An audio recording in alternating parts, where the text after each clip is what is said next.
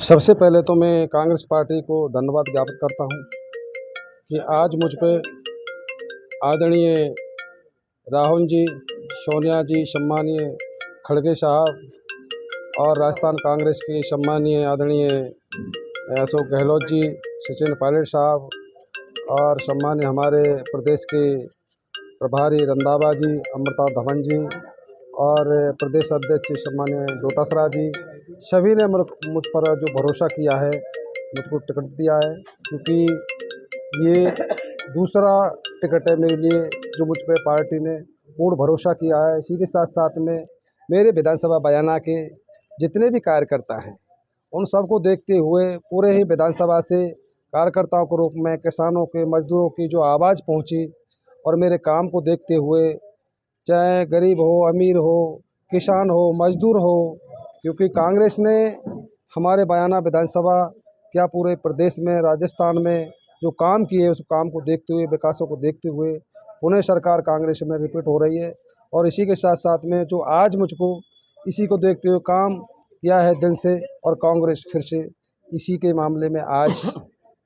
आपने चैनल के माध्यम से जो मुझे पूछा गया, मैं आप लिए, पत्रकार बंधुओं के लिए बहुत बहुत धन्यवाद देना चाहता हूं कि आज मुझसे सरकार के बारे में, टिकट के बारे में पूछा गया। जय हिंद। सरकार ने और अभी अभी जो घोषणा पत्र में लिखा है, जैसे कि हमारा पशुपालन है, उसके जो गोबर होगा उसके लिए 2 रुपये रेट निकालिए किलो के हिसाब से।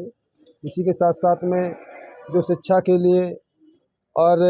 इसी के साथ में तमाम चीज़ों को हमारी 7 घोषणा की हैं, और सरकार आने पे ही ये 7 घोषणा पूरी की जाएंगी। बहुत ऐसी योजना निकाली है, जितनी भी जनकल्याण योजना है, चिरंजीवी योजना है और एक्सीडेंट है, शिक्षा का, चिकित्सा का, सारी सुविधाएं दी हैं उसमें। और मेरा मानना है कि जहाँ तक कथनी करने वाला फ़र्क नहीं है। और जो अभी अभी आप पूछ रहे थे कि बीजेपी ने जो टिकट में जो देरी हो रही है, क्या हो रहा है, सरकार को, जो भारतीय जनता पार्टी, उसको सब पता है कि हमारी जो सरकार है फिसलती हुई दिखाई दे रही है। इसलिए वो एक झिझक रहे हैं कि आने वाले समय में 2023 में 25 नवंबर को जो पड़ेगा, उसमें भारतीय जनता पार्टी जो टिकट को देरी कर रही है और सोच रही है, उनको भय व्याप्त है, इसलिए वो टिकटों में देरी कर रही है। हिंदुस्तान के अंदर ये लंबे समय के बाद में और इन 5 सालों में जो काम हुआ है पूरे राजस्थान में,